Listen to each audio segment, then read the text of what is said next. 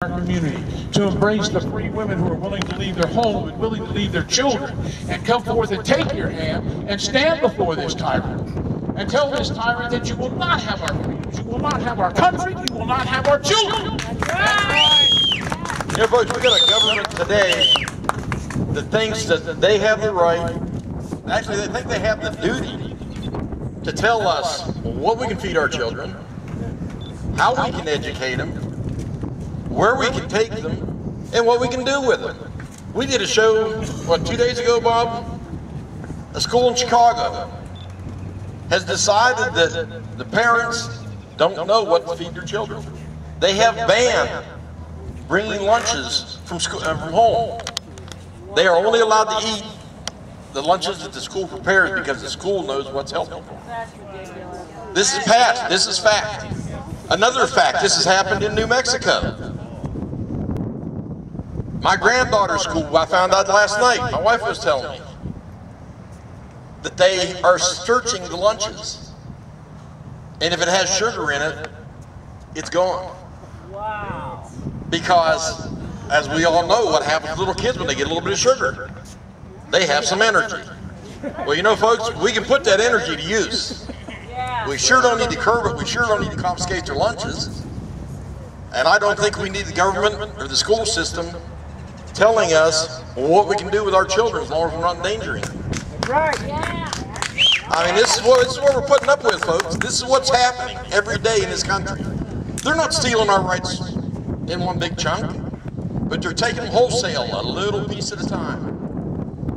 And they're doing it with people's blessings because they keep telling them it's for your own good. And people sit there, and as Bob said, you've been told to be polite, don't fight back, don't yell, don't argue, don't kick and scream. And we let them do it, one little chunk at a time. But that's what's happening today, and it's time that this whole crowd got out and made some noise. Don't just make the noise here. Yeah. That's right. You need to spread the word. You need to get out and tell everybody you know. Get them involved. How many here have free long distance on their house phone or their cell phone? How many phone calls a day do you make to Washington? Think about it, folks. It's free. You don't have to go anywhere. You can sit in your car. You can sit in your house. Make your voice known. You know, there's been many a time, Bob, when I'm sitting in a hot desert and I've got some poor militia troop I've run smack into the ground, and he's ready to give up. He hates me and he hates everything to do with the militia, the Constitution, and everything else. And he demands, what do you want from me? How much do you want from me? And I will squat down before him and I will tell him, how hard do you think your enemy is training to take your freedom? You need to train one day harder.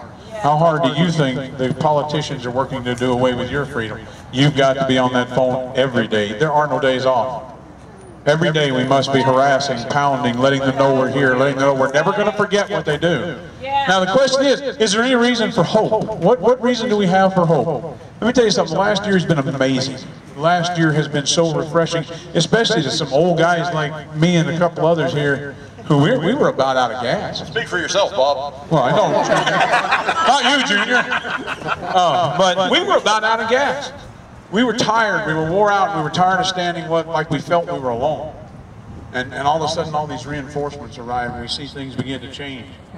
And one of the most inspiring moments I ever had in my life, Bob and I went up and did a live radio broadcast of the Tea Party event at the opening of the legislature. And a lot of us, we look around and we see all this gray hair or no hair or whatnot, and we wonder, is there anybody to pass this on to? And this is why Moriarty, you've got a special little deal here, because you have a direct descendant of Patrick Henry right here. That's right. And in January, we, all the people at that rally, everybody who saw it on YouTube worldwide, got to see the youth of America is still here. And they're in this fight, and we do know why we're going to fight so hard, because it's for this fine young man right here. That's right. And all the rest don't like it. This young man stood and read his ancestors' "Give me liberty or give me death" speech. And I guarantee you, if you didn't get the chills up and down your back, you just were asleep or dead. You know, but this is what it's about. There is reason for hope. There is more reason for hope now than there has been in at least 3 decades. And you guys are the ones who have brought that hope. So from all of us old boogers back here who have been agitating all these years, thank you so very much for doing what you've done.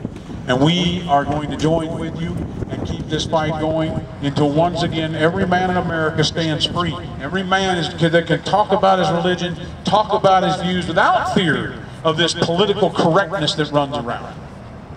Where we can once again be that boisterous turmoil of freedom that built the modern free world, that built the modern world, period. We have no reason to apologize to anybody in this world for who the American people are. We have no reason to apologize to any group for anything. America is, has been, and will remain the only real hope for man on earth. Let me tell you something, folks. One thing that we found in Santa Fe this year when we were up there for the rally, and it was really interesting to see because Bob and I weren't sure. We haven't been on the radio here all that long. We're still kind of rookies about it. But it was really kind of neat because it was windy and cold. Any of you who were there that day, you know what the conditions were like that day. And we were freezing our back ends off, I'll guarantee you, because we weren't expecting that wind. And they finally let us move into the alcove right there between the two sets of doors. And we found out just how much we have an impact on the politicians. Because even in our own state, it was amazing how many politicians come out those doors, looked at the right and seen that table with Bob and Bob sitting there, and the Bob and Bob sign on the front of it, and turned and went to the other doors. Now, it's either, we both know we have faces for radio. I mean, we don't plan to be any television stars, but, you know, it was amazing how many turned around and walked away because they didn't want us to corner. And, you know, Bob, you can tell he's kind of shy and retiring, but every once in a while I'd put him out into the crowd. He'd drag some poor soul back. And, you know, but it was amazing the impact that we were seeing from the group out there on the steps of that Capitol in that little area in front of that alcove. You know what I like to do though, Bob? I like to rouse the rabble. Yeah, I know. You guys, nothing rouses the rabble like taking your signs and going out on a thoroughfare and standing there and bringing our message to every soul that drives by. And I think we should do that. I think we should ease over there and do that. Is that what you're suggesting, that we go out and rabble rouse on the side of the highway? I really think we should. Join us, ladies and gentlemen. Let's grab a sign. If you don't have one, the ladies made signs up here. Let's head to the curb.